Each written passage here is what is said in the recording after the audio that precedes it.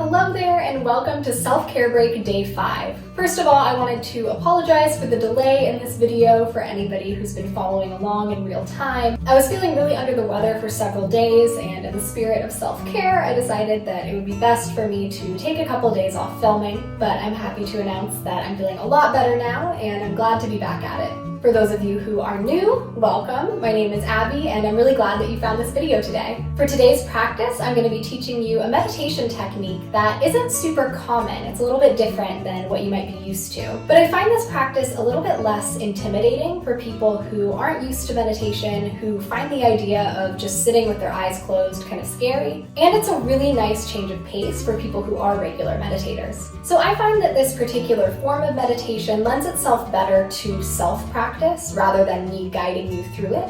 So in this video, I'm going to teach you the basic technique and then leave you a spot in the video to pause and then practice this meditation on your own. And then we're going to come back together at the end of the video for some reflection questions. I find that one of the benefits of meditation in general, but maybe this practice particularly, is that you might find that you have some really interesting insights about yourself, about your emotional state, about what's going on in your mind, that you might not realize at first glance. So step number 1 for this practice is to pick your location. Personally, I vastly prefer to do this practice either outside or maybe looking at a window, but it is definitely possible to do this indoors as well. I do recommend finding a place that is relatively quiet, relatively little going on. I realize with social distancing and people having family members home, it's not always possible to find a totally private location, but just do what you can. Once you've found your location, go ahead and take any comfortable seat. It doesn't really matter how you're sitting for this one, but I would recommend sitting rather than lying down. And for this particular meditation practice, you're going to keep your eyes open. Some people prefer to have their eyes completely open. Some people like to sort of squint a little bit so their vision gets slightly fuzzy, slightly hazy, but you can still see everything that's happening around you. So you can experiment with both options and pick what feels best to you. And from there, you're going to let your eyes land on the first object that you see. So for the next 5 breaths, that object is going to be your focal point. And so you're going to look at that object and that object only for 5 breaths. And so that doesn't necessarily mean that you're not seeing other things happening. So especially if you're outdoors or looking out a window, you might be focusing on that object and notice in your periphery vision that maybe a bug's flying by or you see a person walking their dog or that sort of thing. And that's totally fine, and it's totally fine to acknowledge that and notice that that's happening, but we want our focus and our concentration to stay on that one object. And as you look at the object, you're going to count your breaths in your head. So you might look at the object and say, inhale 1, exhale 1, inhale 2, exhale 2, until you get to 5. Or you might have your own way of counting. But the idea is that for those 5 breaths, you're going to be completely immersed and engrossed with that object. So noticing everything you can about the object and just being completely present for only 5 breaths with that one thing. And then once you've finished your 5th exhale, you're going to allow your eyes to move on to another object. And I would encourage you to try to limit any cognitions here. So try not to consciously say, oh, I like that object, I'm gonna go with that. Or try to weigh the pros and cons of which object you're gonna look at.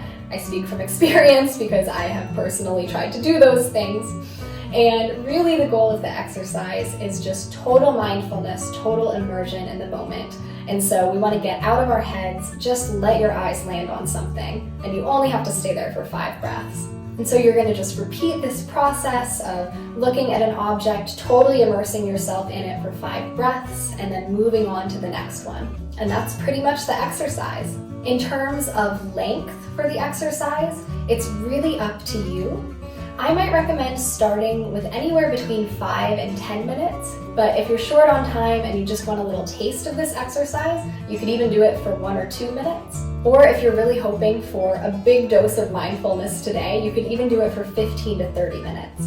In terms of keeping track of the time, personally, I find setting a timer for this really helpful, just because for me, I find that if I don't set a timer, a piece of my mind is always wondering how long have I been doing this, and I often will end up cheating at some point and looking at my watch just to see how much time has passed. Whereas if I set a timer, I know I'm in good hands, I know exactly how long I will be doing the exercise, and I know that I'll be alerted when I'm done. However, some people find it a lot more effective to just kind of go with the exercise and stop when they feel done. And so if that's you, that's awesome, and definitely just do that. Other people might find that they like to set a number of objects that they're going to look at. So if you can keep track of that in your head as you're doing it, you might say, I'm going to do 10 objects and stop when I'm done. So that's another option as well. Another question that sometimes comes up is what to do if the object that you chose starts to move. So this is mostly relevant if you're outside and your object is like a bug or a bird or something like that. And the approach that I usually take is to just allow my eyes to follow that object. And so rather than choosing a spot, and if the object moves from the spot, then my eye stays on the spot, I'll usually allow my eyes to just follow the object until it's totally out of my visual field. But if the other way makes more sense to you, then feel free to do that. I would just recommend kind of setting some clear boundaries with yourself before you get started so that you can stay more immersed and more present in the experience. So with that being said, you can go ahead and pause the video, try out this meditation practice, and then meet me back here for a quick reflection. Welcome back. I hope you enjoyed that practice. I hope you feel a little bit more calm and a little bit better. And at this time, I invite you to take a moment to just reflect on your practice. So you might choose to close your eyes here and turn your focus inward. Alternatively, you might enjoy grabbing a journal and jotting down some notes. And taking a moment here just to ask yourself a few questions. Trying not to judge your answers, just going with your first instinct, the first thing that comes to mind. First off, just asking yourself, how was that practice? How did that go for me? What did I notice? Was there anything interesting that came up?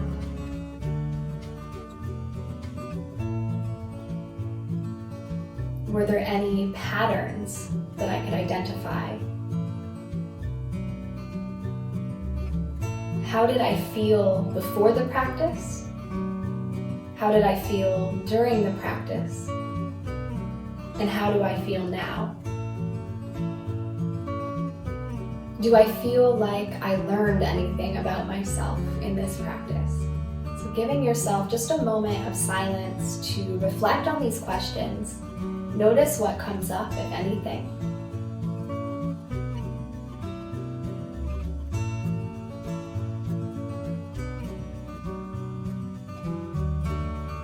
Feeling free to pause the video to continue reflecting or writing if you'd like.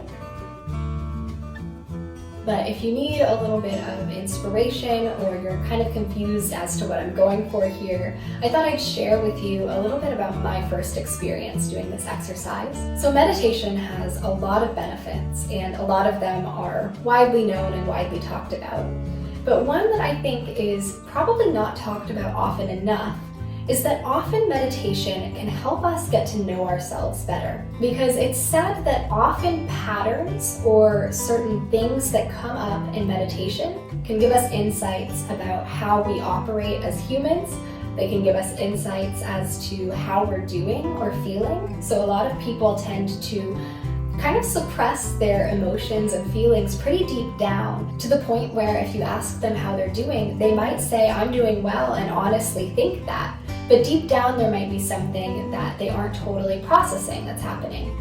And sometimes when you're meditating, those sorts of things can come up. But beyond emotions, it can give you insight into patterns in your life, it can give you insights into your stress levels, and a whole lot of other things. So when I first encountered this exercise, I was at a yoga teacher training, and everyone in my cohort was told to do this, and then we all came back together and discussed. And I noticed for myself that this exercise was very hard.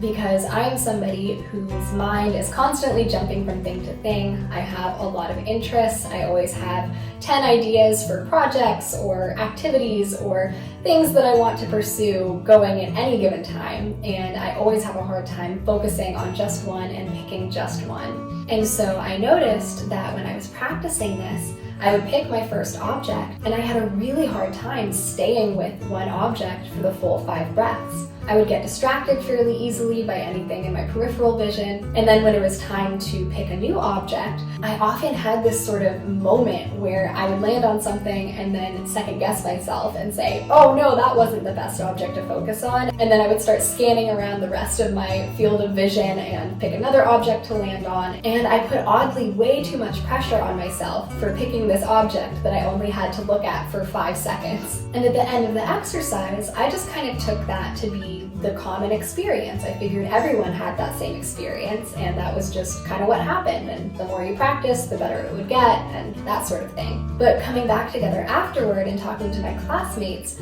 I realized that some people had a similar experience to me, but a lot of people actually had the opposite problem.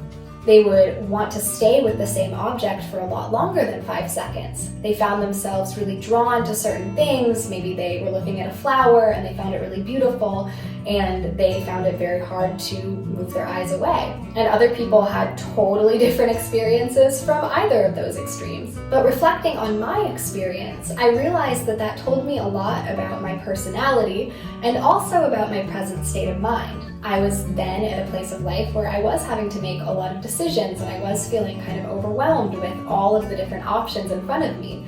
And that was coming up in my meditation practice. And I've noticed since then, if I come to do that practice in a relatively calm state of mind, I find it a lot easier to stick with one object for 5 breaths. So now if I come to do that exercise and I have the experience where it's really hard for me to focus on one thing, then it becomes a cue for me to kind of step back and really ask myself, okay, what am I feeling overwhelmed by? What's going on in my life? And it's just a really nice little gauge for how I'm doing. So that's just one example of how this exercise, and really any meditation practice, can be used as sort of a thermometer for your mental state, your emotional state, etc. So feel free to take all the time you need to continue reflecting and thinking about your practice. But I hope this practice was helpful for you. I hope you enjoyed it.